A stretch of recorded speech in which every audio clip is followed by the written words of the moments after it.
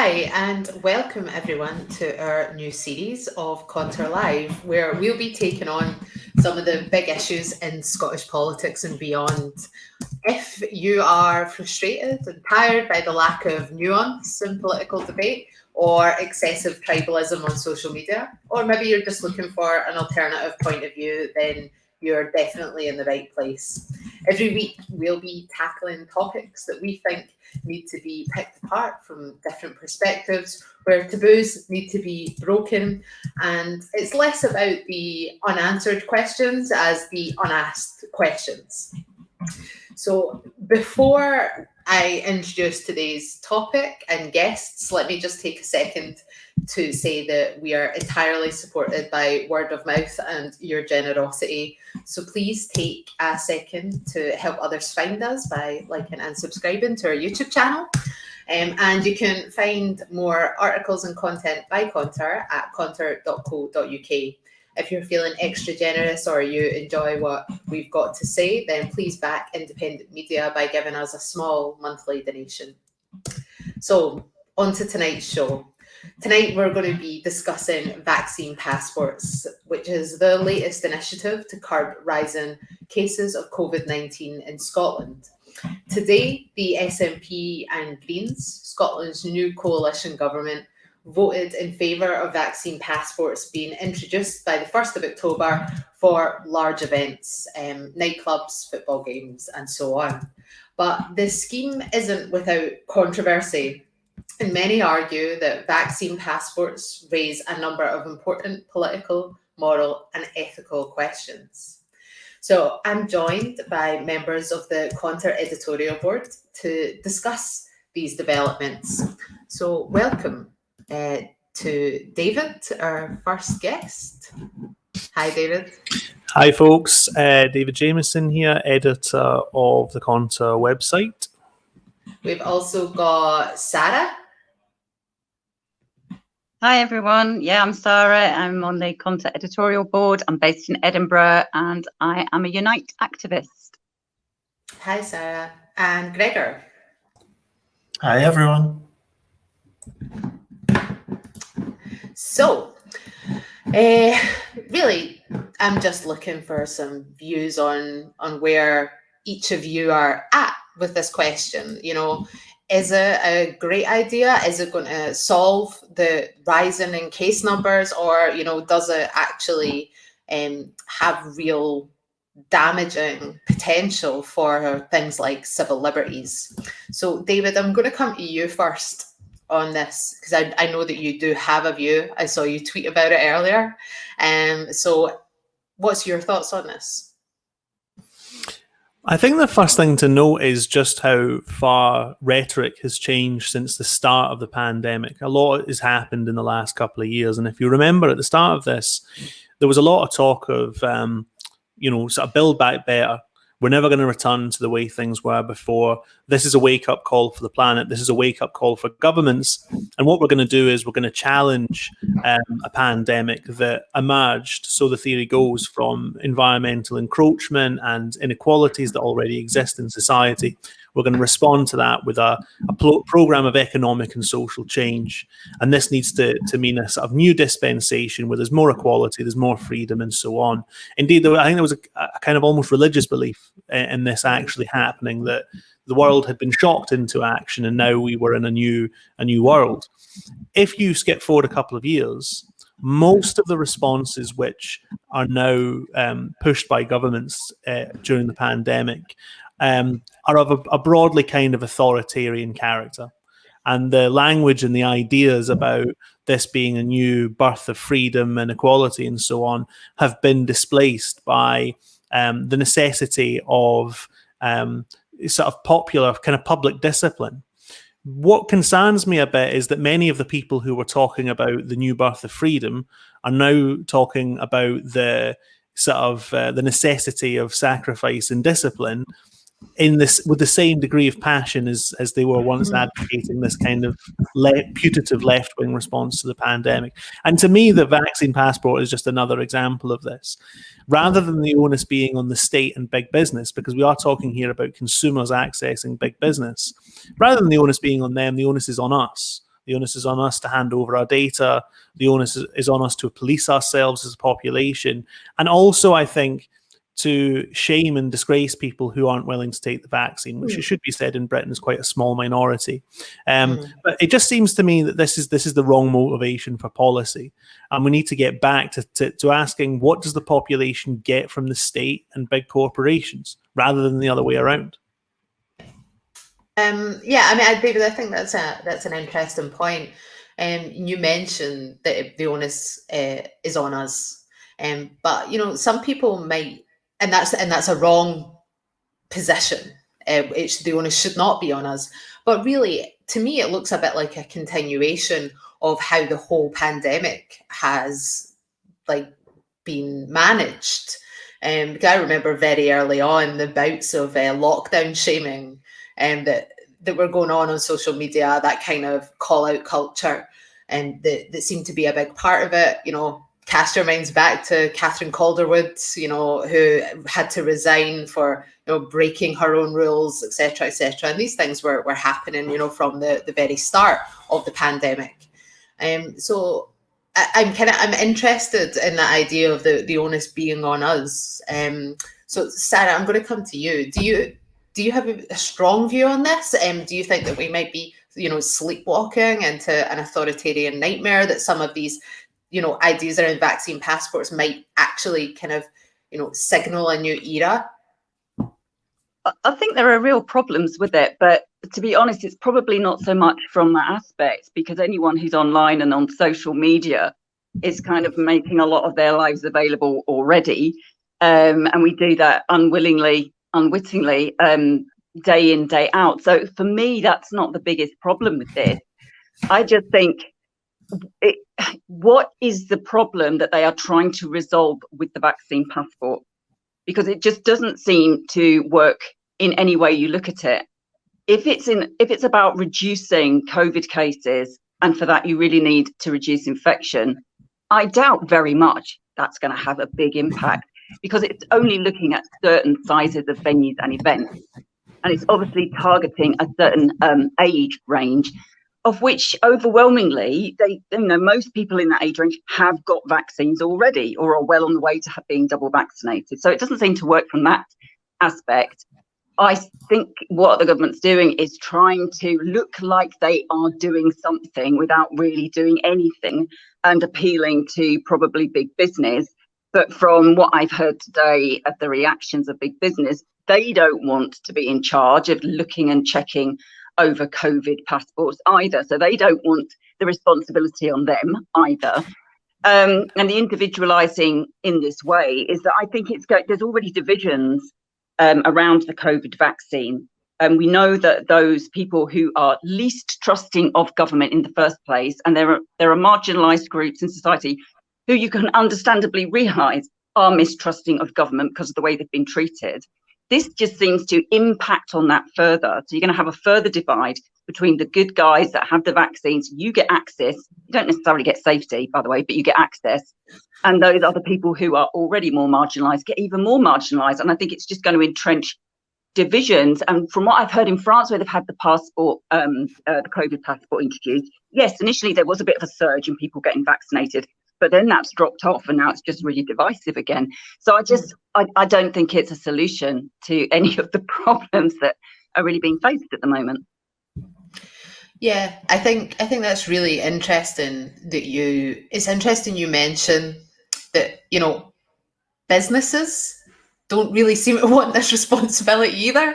I noticed earlier today, the front page of the Telegraph this morning, had a quote from the managing director of one of Scotland's major licensing associations, and he said, "This is an absolutely ridiculous way to work. The industry itself doesn't know what's happening." I didn't actually buy the Telegraph. I took a photograph of it on my phone so I could look at it later. Top tip.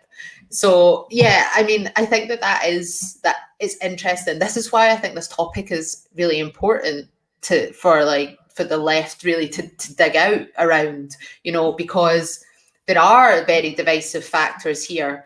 Should the responsibility for protecting each other, should it lie with the individual? Do businesses have a social responsibility in this regard? Is the government doing the right thing by introducing these vaccine passports, or is there, another more egalitarian way of trying to curb these increasing cases of COVID-19? Gregor, I know that you have some views on this, so I'll come to you next. What's your thoughts?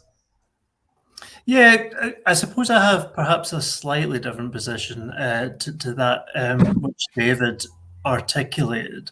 For me, I think it's really important to consider the sociology of vaccine uptake and of refusal. And I think, as has already been intimated, vaccine uptake is lower in Black and ethnic minority communities, and it is lower in impoverished communities and amongst unemployed people. And I think there's a strong correlation between experiences of state power and attitudes to the vaccine. And this, unfortunately, as Zara was suggesting, creates this dynamic whereby you have a kind of professional managerial class who are largely, invested in the state as a benign force, who trust the state, who trust medical service delivery, have taken the vaccine like good citizens. And then there's this set of communities who are left behind on this question. And I do think that zealous support for mandatory or coercive measures, which is sometimes echoed on the left, is quite concerning. This idea that state force should be used effectively to corral the unworthy or the unwashed, and there's a very moralistic tone which can emerge there. I do think, though, that pragmatically there is a social action, collective action problem here. I do think vaccine uptake and very high levels of vaccination are really important in terms of reducing community transmission, effectively reducing hospitalization, serious instances of the virus, and of deaths. But we're in this situation because of the change in the shape of state power, the more disciplinary character of the operation of the state in working class communities has built this deep mistrust to the extent that many might be hesitant in terms of vaccine uptake. So I think it's a tricky problem, but in general, I am cautiously in favor of more protective measures. And I think we have to bear in mind the huge toll that the pandemic has taken on the elderly, those with underlying health conditions, and those that have been on the shielding list, who have had their liberties restricted to a very great extent. Thanks, Gregor. I think that's a really interesting perspective. And so I'm just gonna like ball that back to David, because it is a different angle that you're taking. So David, do you want to respond to Gregor's points? I think that it's a sort of fair case. I think I think it is a good point, and you've got to remember that we're talking here about social exclusion, and as Gregor says, there are communities of people, particularly perhaps older people and people with underlying health conditions, who are excluded by the pandemic in general from social life. I mean, we live in a society, of course, where mass social life is entirely commodified. So when we're talking about mass events, people are almost sort of like, well, this is frivolous stuff. Going to a nightclub, going to a gig, going to a play. This is what we have as a culture. This is what we have as a social life. So I don't think it's a small thing if people feel excluded. And as Gregor says, the people you've really got to have empathy for are people who are excluded because they are scared of contracting the illness, because their health is already compromised by an underlying condition. So I think it is a difficult one. And I think as well that, you've got to remember that the vaccine's ability to actually control the spread of the virus is very limited. And also that there's now mounting evidence that the effectiveness of the vaccine actually starts to wear off after about 6 months, which I found out with horror, right? That's only 1 or 2 studies, I should say. There are some studies that suggest that its influence lasts longer. But you know, I already got my second shot something like 6 weeks ago, right? So the clock is already ticking. But I think the bottom line when it comes to the enforcement of something like vaccines is this. Those communities who are resistant to taking the vaccine, and I despair over this. You know, I took the vaccine. I would encourage everyone to take the vaccine. I think it's a worrying problem when society has been parts of society become so subculturized by a prevailing mood of paranoia and fear of the state and of authorities. And that's not, you know, it's not entirely their responsibility. That's also a reflection on the way that elites have operated in recent decades. But I think it's a terrible thing that we've got to a position where people are refusing free medical help from the state because they're now so suspicious of all the state's motives. And I think that really represents a decline in the democratic quality of society. However, if the state responds to this by trying to coerce people, including by kind of public shaming, into accepting the vaccine, I think, as Sarah said, all the evidence suggests it will backfire.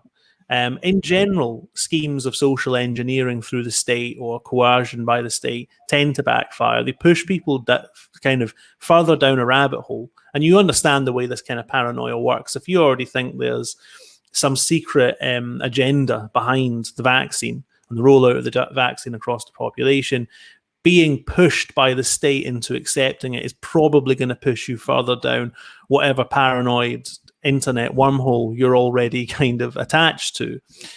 So I think there's a broader question behind all of this, which is, what do you do in a society where large sections of the working class population have become detached from the state's authority because the state is deeply democratically dysfunctional? I think the response to that in general should be to, you know, re-energize democratic impulses in society. And I don't think that something like a vaccine passport will do that. I think it will probably have the opposite effect. I mean, I think that there are serious questions about it. I was looking at an article earlier today about football fans. So the Supporters Association have done a Snap survey about, you know, whether fans would prefer to have vaccine passports for big games. I think it's games of over 10,000 fans.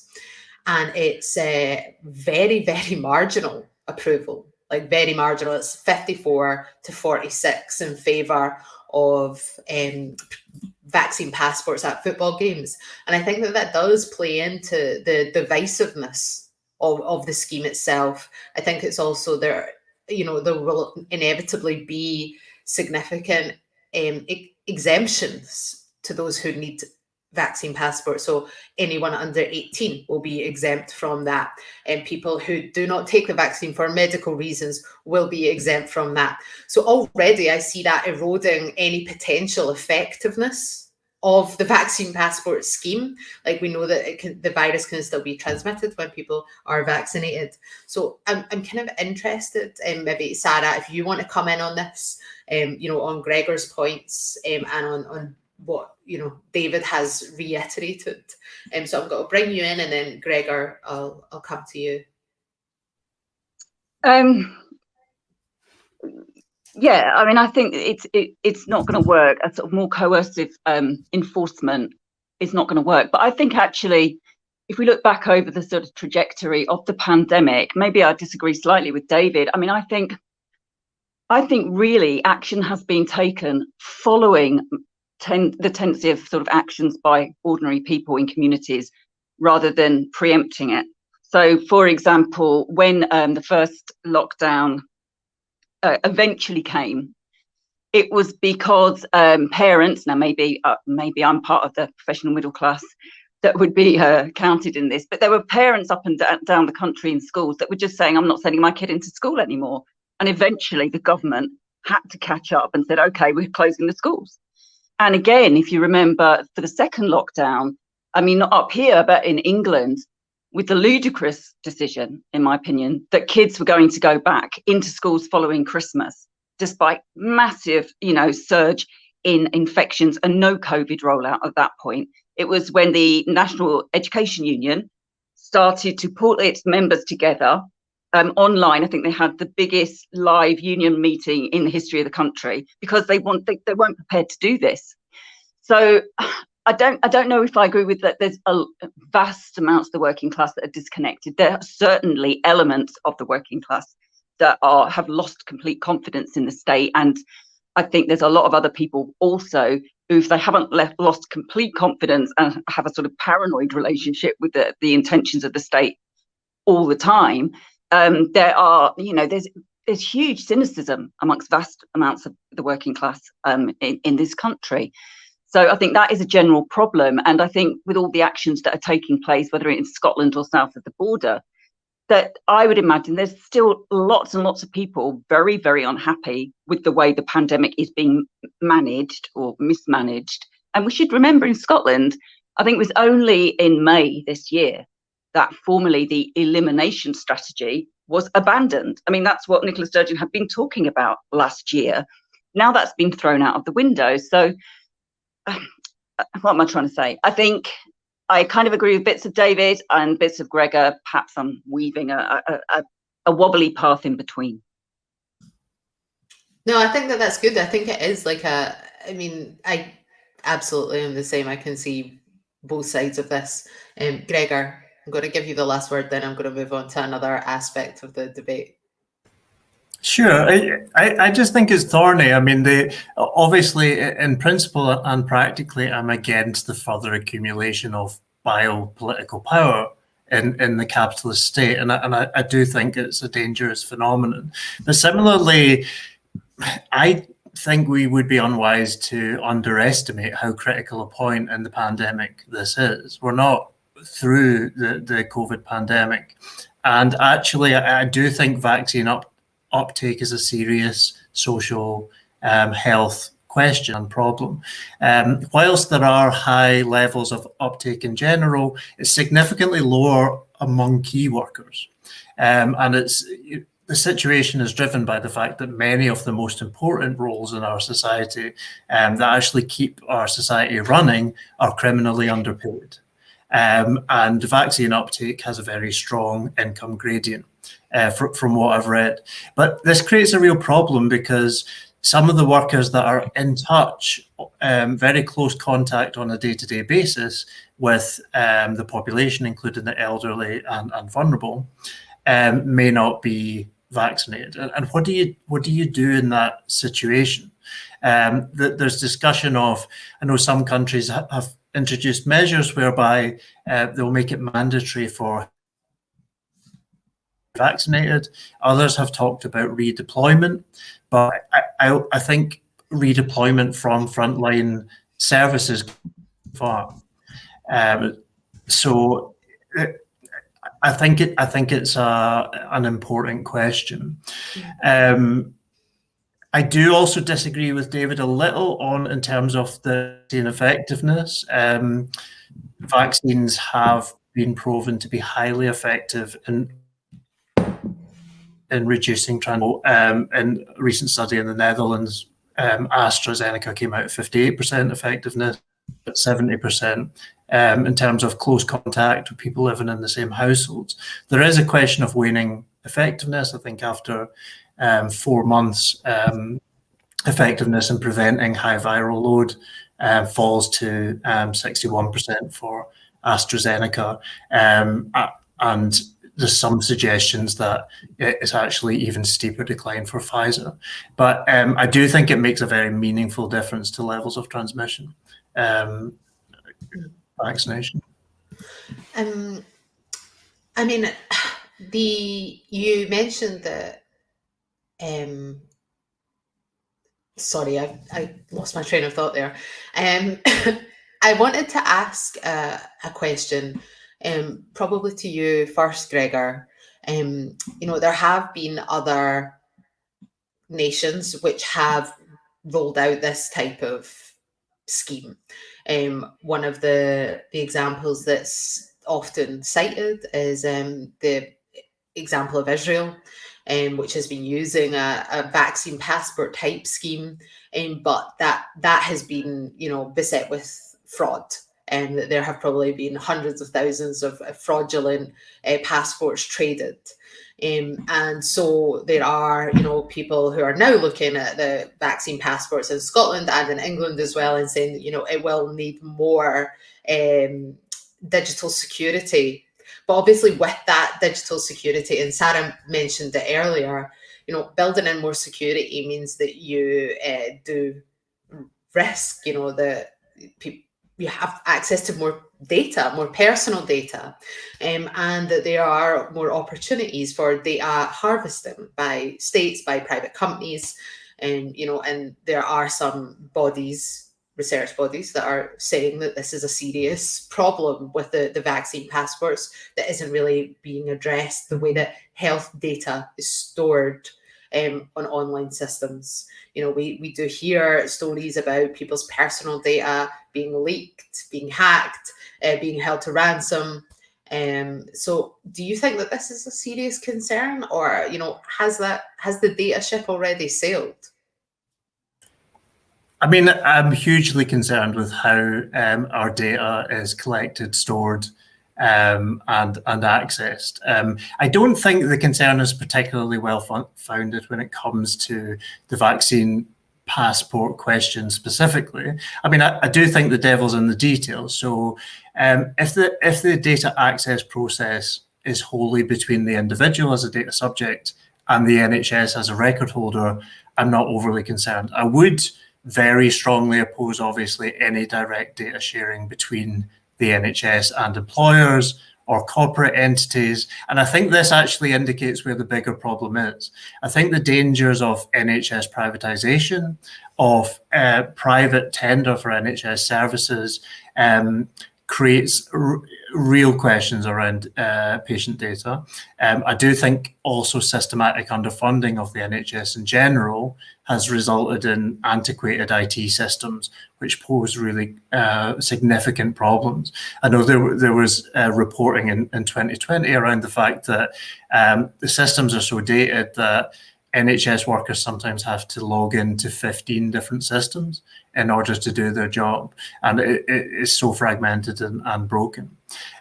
So those are big concerns for me. I was also really worried by the fact that GCHQ has been granted additional powers with respect to NHS data during the pandemic. And that was ostensibly in order to stress test security measures. But given that as recently as 2018, the Strasbourg court held that GCHQ had breached human rights through bulk interception of data, effectively harvesting all digitally communicated information in the UK arbitrarily, then I am very concerned about the role of GCHQ in relation to NHS data. But no, I don't necessarily, I think there's a huge problem in general, but I wouldn't see the vaccine passport question as a particular contributor. And David or Sarah, do you have any strong views on this? So I think there is a bit of a phenomenon where maybe it's not right to say that the big data issue has sailed, in the sense that, as Sarah said, we do all give away our data constantly, every website we go on to, social media and so on. I think it's an often forgotten point about the COVID passports in particular, that it's not just consumers who would be handing over the data, it would be workers. So that also creates a certain worrying situation where you have to hand over your data to work and earn a wage. Now, I know that not every precedent leads to a new status quo. That's like a bit of a fallacy, but I do worry about that element of it a bit. I think in general, I mean, we talk sometimes, and there's a growing argument on the kind of intellectual left and the sort of academic left about, are we departing from the model of neoliberalism which we've lived with for these last 30 or 40 years, and are we transitioning onto something new, whether that's something after neoliberalism or it's something which is just an augmentation of the system we already have and live under. But I think that there's a growing consensus that one of the key features, and this has already been going on for years, but one of the key features of the new form of capitalism that we're transitioning into is that it will rely very heavily on its data gathering, surveillance orientated and authoritarian measures. And that this will become much more, I mean, it was never the case that neoliberalism was this free-for-all. You sometimes get it described as this laissez-faire economics, liberal individualism, and everyone can just do whatever they want, and it's a fire sale and nothing's sacred. That was the way liberal economic ideologues, you know, like the Friedmans and so on, and the Ayn Rands wanted to sell you their idea of what they were doing. The lived reality of neoliberalism was never that. I think the fear is that after 2008 and now the pandemic, we are moving into a model of capitalism where surveillance and data are very powerful instruments in the hands of big capital in the state. And I'm not suggesting that this particular issue, the vaccine passports, is the biggest threat in this regard, and we're already inundated with threats in this regard. But I do think that the issue of vaccine passports should once again cause us to focus on the ways in which these sorts of instruments are being used. I mean, I think that is interesting. I would be keen to dig in a little bit more to that topic of post-neoliberalism, but I'm concerned it would just like steer us like right off course. So, I mean, I want to ask you, David, as like the most sort of ardent like opposition to the idea of COVID passports. Do you think that critics of vaccine passports have to present an alternative? Do you know what I mean? Like, I think that, you know, the left gets, a bit of a rough time in opposing certain things without proposing alternatives to it. So do you think that there's an onus on critics of the passport to present an alternative? And what might that alternative be? I know that John Swinney today had said that, you know, this is now proportionate. It's a proportionate measure. It's, you know, a way of dealing with a very fragile situation that we're in just now, whereas previously he'd actually been quite a strident opponent of the idea itself, saying it was the wrong way to go. So do you think that critics of the scheme need to say what else could be done instead?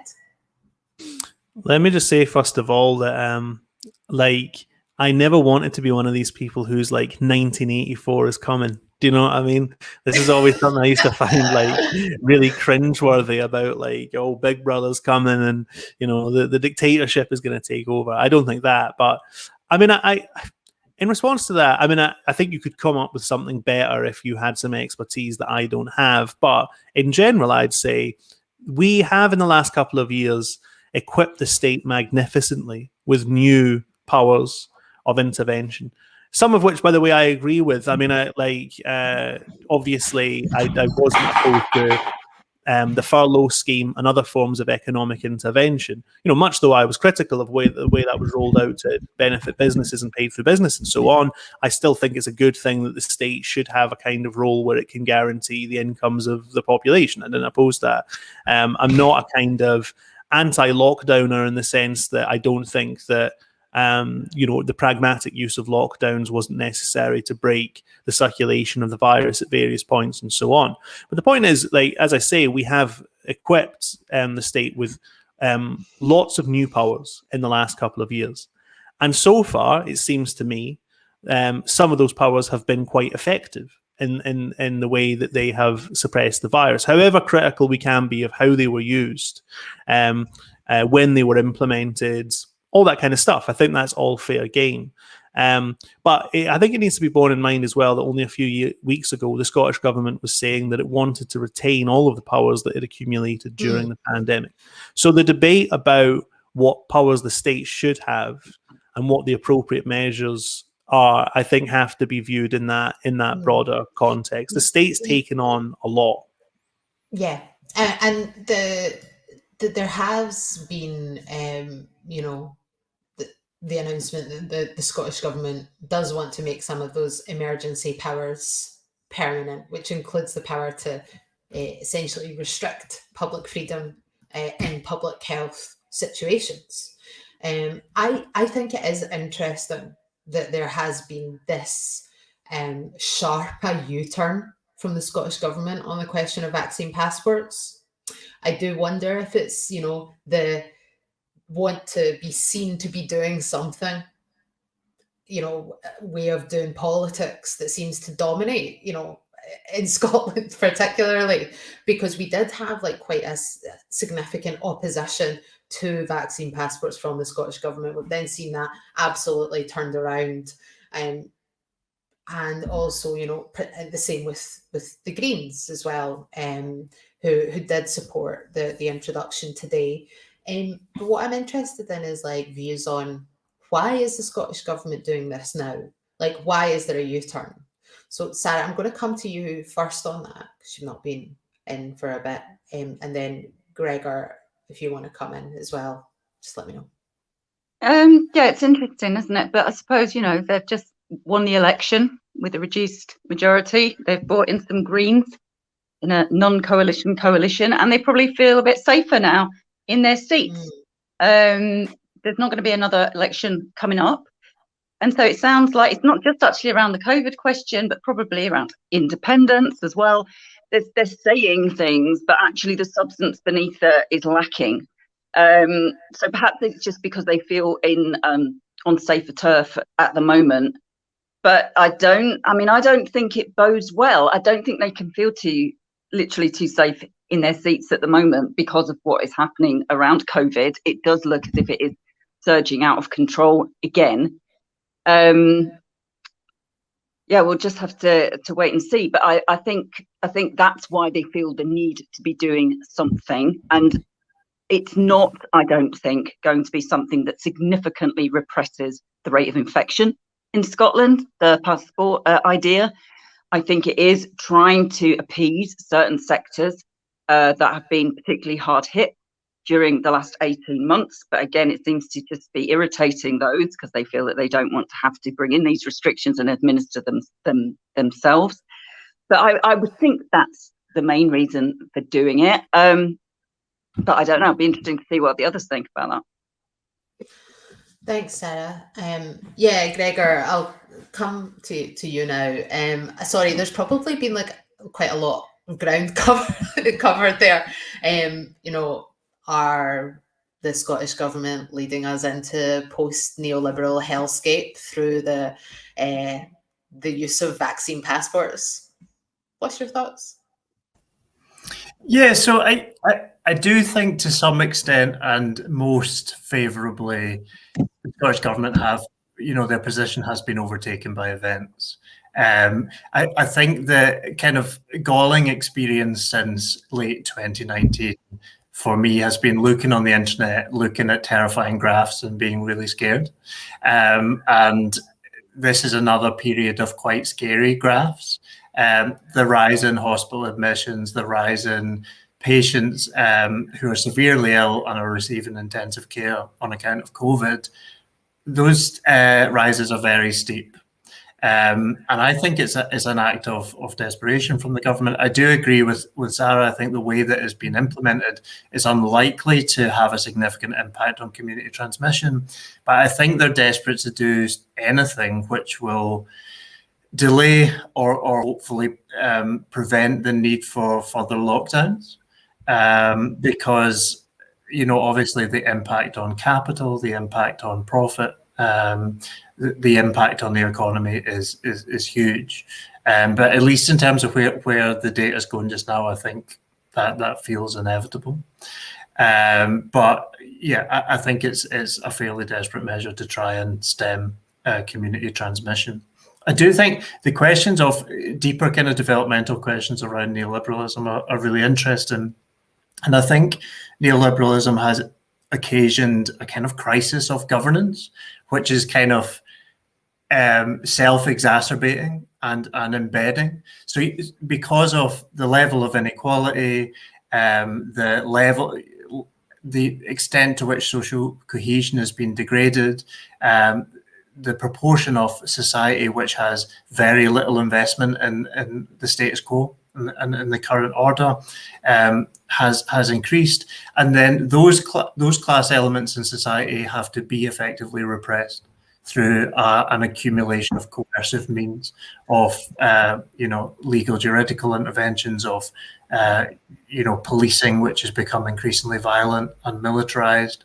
But those interventions those forms of control in and of themselves further alienate people from the state and reproduce that dynamic. And so you get the situation in a particular health context where a proportion of the population is vaccine hesitant, is fearful, afraid of health provision, and the only way to deal with that is coercive or mandatory measures, which will further alienate.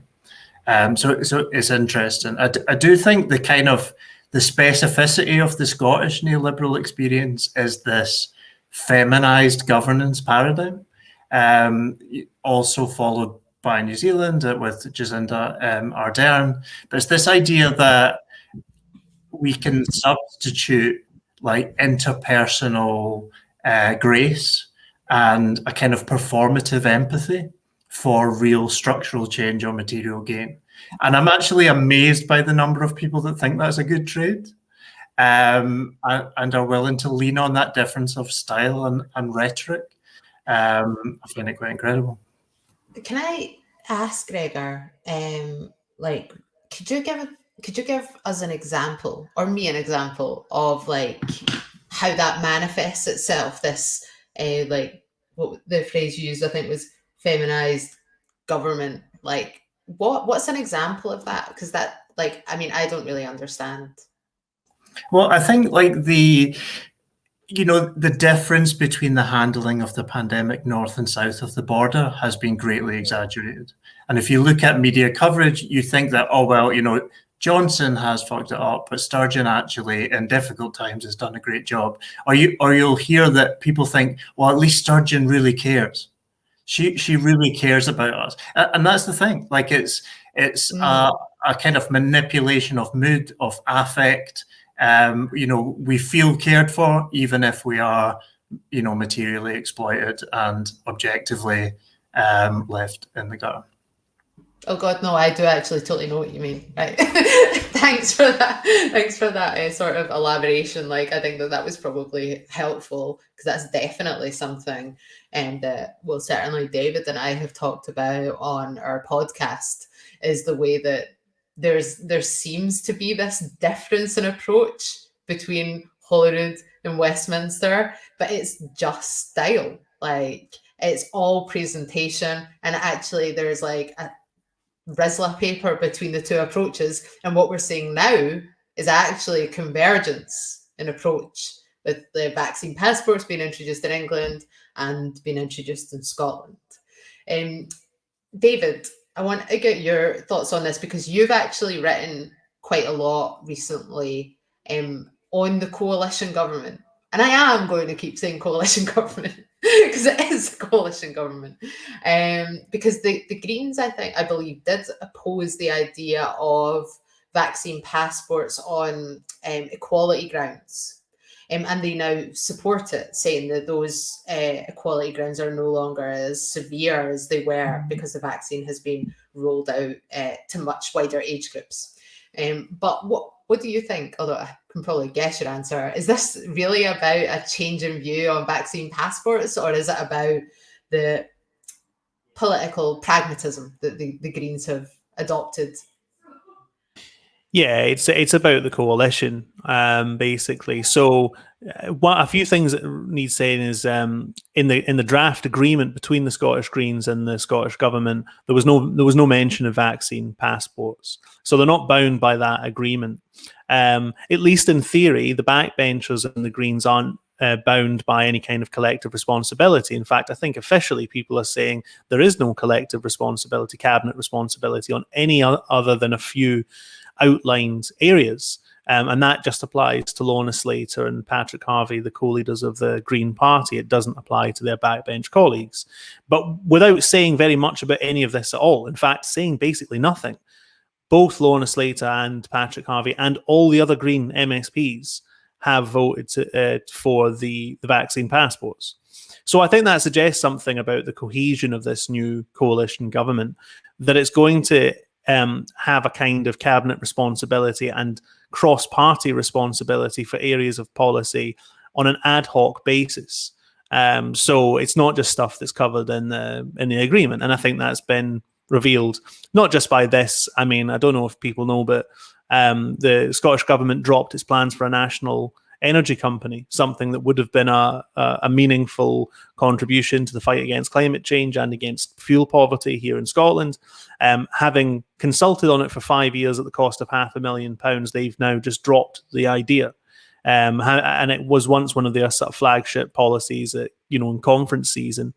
And hey presto, the Scottish Greens have also stopped criticising the Scottish government for dragging its heels on a national energy company. So this is the way it's going to go, I think, basically, is that there was already a sort of umbilical relationship between the Scottish Greens and the SNP, and now that's just growing stronger. One last point I just want to make about the usefulness of this policy and other forms of response to the pandemic, because I think it's been forgotten in all this in the last 2 years, is that most of what the UK government and the Scottish government has done has been a response to the lack of capacity that exists in the British state and the British economy after decades of neoliberalism. The majority of deaths that are taking place are happening in two locations: overcrowded NHS hospitals, overstretched NHS hospitals, and the care home. And these are two structures which have been completely have lost so much capacity over recent decades, or never had it, because they're entirely in the private sector. Like, the thing that needs to be demanded at this point, one of the things that needs to be demanded, is that we bring capacity back to public services like the National Health Service, to care homes where the rate of death in Scotland in care homes was absolutely scandalous, and into forms of domestic production that allow us to respond through vaccinations, through protective equipment, through training, through having enough beds and wards and and so on to deal with people, and so that people can be isolated when they're being quarantined and stuff like this. The most effective response to a health emergency is care, not coercion. But care's very expensive, and it requires governments to engage in long-term planning. And it's generally the absence of expensive care and long-term planning that ultimately results in drastic and sometimes coercive policies to deal with a health emergency. Thanks, David. We've kind of come to the end of our discussion time. But I think that's quite a good note to end on. But I'm going to just do a quick run round, see if anyone has any final closing remarks. So, Gregor? Yeah, very quickly, there's two things that I'd like to say. I think the Greens are playing a really dangerous game. I think the recent history of coalition governments has shown that the likelihood is for the junior partner to lose more than it gains. And I'm very unclear as to what the Greens gain from this agreement. I think the SNP get to close their left flank. They get to shut down opposition effectively at Holyrood. And the Greens, in return for that, have some very junior, sketchy ministerial positions.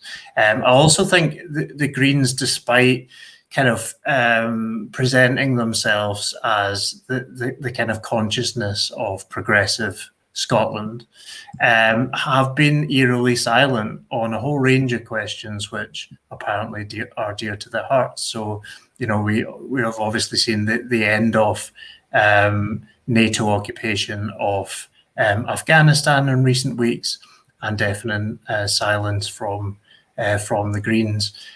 So I'd be worried for the Greens, to be honest, in that setup. I think